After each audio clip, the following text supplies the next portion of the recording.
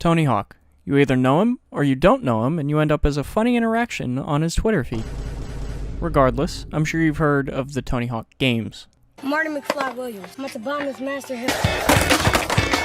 The series would begin with the release of Tony Hawk's Pro Skater on September 29th, 1999. This would also mark the start of Mr. Hawk's reign on video games and skate culture in the 2000s.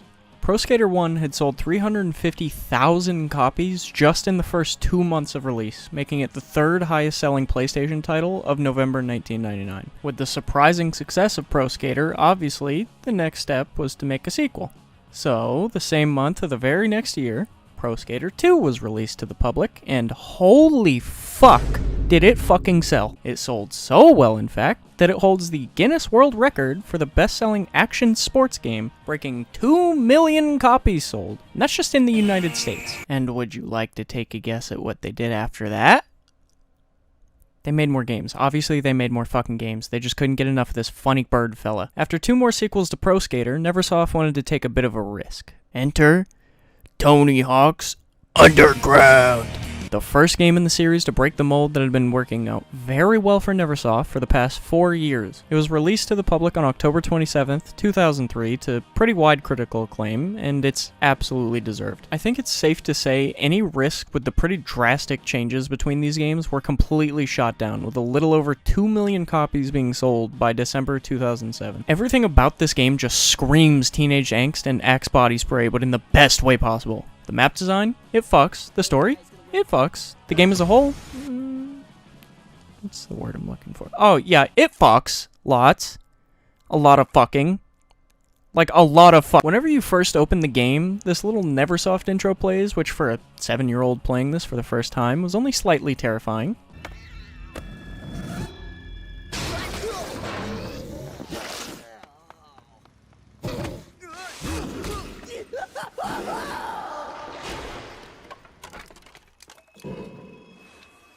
It's okay though, because I was a big boy this time, and I'm proud to say that 16 years later, it was only scared me a little bit. The game begins with our character setting up their board, when just outside our window...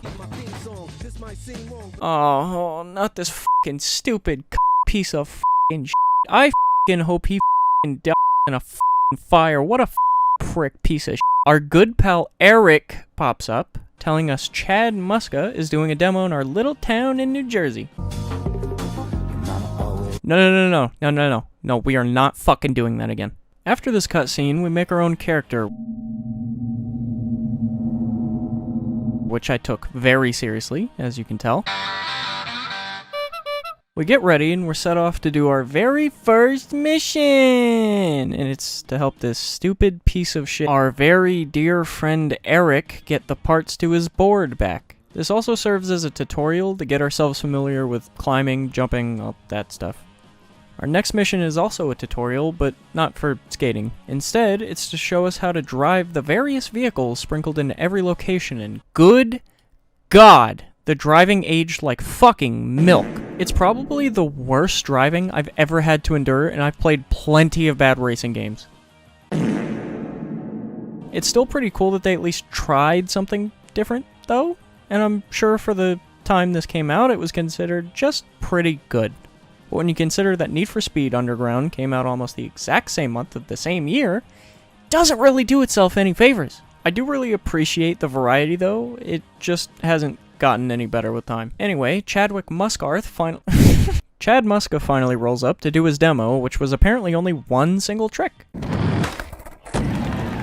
Which, juxtaposed with the outrageous shit you do in the game just 2 minutes later, really makes you wonder why you aren't already pro?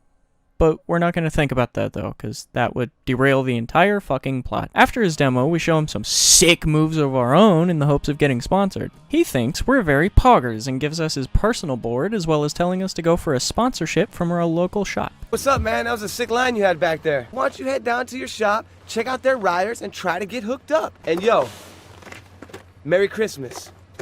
Thanks. After impressing the local skaters, getting one of their boards back from the local tweakers, and Eric lighting said tweaker's car on fire,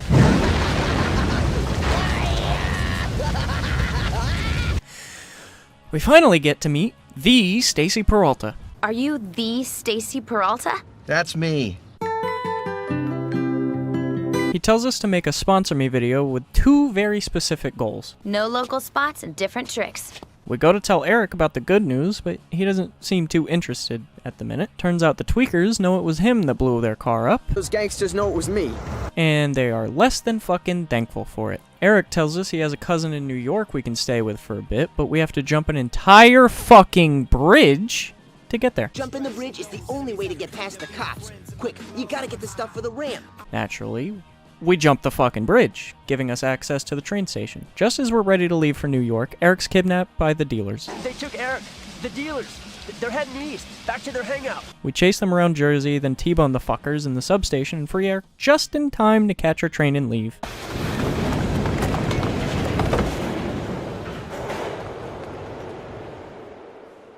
After tearing it up in the Big Apple, we find a couple skaters with a camera and ask them for help filming our video. If we tear up your favorite spots, you guys help film us? After helping commit insurance fraud, learning the New York Nutbuster, and doing a bunch of tricks over a burning car, Peralta's impressed with our skating and puts us on his team. Wow, you got style. You are on the team, dude. You're definitely on the team. He tells us that he'll loan us his bus so we can get to the Tampa Am contest, just as long as we do some errands for him. We finally get our first sponsorship, then we learn how to no compliant boneless from a McDonald's chef. You must learn some old skating techniques. That has nothing to do with the story. I just thought it was kind of funny how they called a McDonald's employee a chef because he's a stereotypical Asian guy. Once we finish that, Stacy gives us his van and we're on the road. We're done. Peralta says we can borrow his old hippie bus and hit the road. Unfortunately though, we get stopped by police in Tampa and Eric gets arrested. I really regretted making my character a woman in this part, in particular because the cop that arrested Eric says something a tad off-putting. Oh, that's real funny, smartass. Kiss your little roller skating contest goodbye. That is, unless your buddy here wants to do us some favors. What do you mean by that? Anyway, we do his errands, which include a funny-sounding car. Oh, yeah. And Eric is let go. Thanks for being the cop's errand boy and getting me out of jail. We do a few more missions, and Eric's dumbass commits yet another felony to add to his growing criminal record. He sent every cop in Florida after you. It also doesn't help that I borrowed this police car. We dump yet another car into a large body of water and set off for the Tampa Am contest. Unfortunately, though, this is where Eric gets into his era. I don't think I'm allowed to say that word on YouTube, but just know Eric is serving now. Instead of signing both of us up for the contest, he just happened to leave our name out and only signed himself up. Whoa, easy there, Chief. The list's all checked off. What? You signed us both up, right? Well, I mean, I sent mine for him in, you know. Dude, look, I'll sign up now. I told you the list is full. So now, we have to impress the judges and Tony fucking Hawk himself to get in.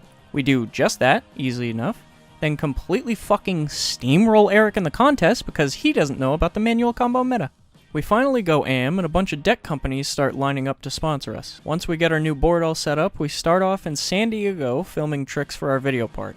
After doing the most outlandish bullshit ever, we find some team members throwing a party, but there's just not enough girls. It's a total dude fest. So the party's cool and all, but there aren't enough girls here. It's a total dude festival. So, we steal a gardener's cart and go to impress some super hot chicks with our epic skating. That was great. You never see people do that stuff anymore. I like you. Make room and I'll come to the party. We get them to the party, after which a security guard takes our boards because of the whole stealing a gardener's cart thing. We get our stuff back, then we have our first demo, which goes well. You guys rule. Hey, get packed, you guys. You're going out Hawaii. We get some footage of us committing our third felony so far by driving into some pineapple stands, then Eric shows us some of the footage he's filmed. Whoa.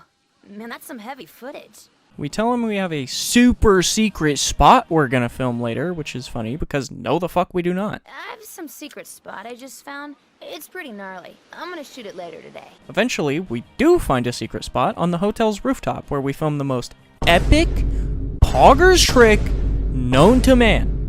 A McTwist off the roof over a fucking helicopter. We get the footage, make the team video, and all is right in the universe. Just kidding. Eric is a fucking loser and we hate him, so he somehow edits the footage to look like he did the trick instead. On top of that, he cut all of our footage from the premiere video, just to stick a finger in the fucking wound. Did I miss my part? Hard? You weren't even in it. But Eric's part ruled. He did the sickest rooftop gap I've ever seen. Roof to roof in Hawaii. 40 stories up. To make it even worse, Eric gets to go pro off our back. Meanwhile, we're still stuck in AM. Time to introduce our newest pro, Eric Sparrow! At the Slam City competition, we sign ourselves up for the pro contest just to fucking dunk on Eric again, and I guess that's perfectly okay since no one really tries to do anything about it. You're a pro? They entered you as an amateur. Someone made a mistake. After proving to the judges that we have what it takes to compete, we completely shit on Eric and get to go pro ourselves. Then we live happily ever after. No, Eric fucks that up again. We get to Russia. And I'll figure out phase 3 of Operation D's. Operation D's what? D's nuts! And Eric decides to joyride a fucking tank. Drunk, mind you. Old Vlad told me it was okay if we take a test spin. But he's one of the drunk crashers, though, crashing right into the side of a government building.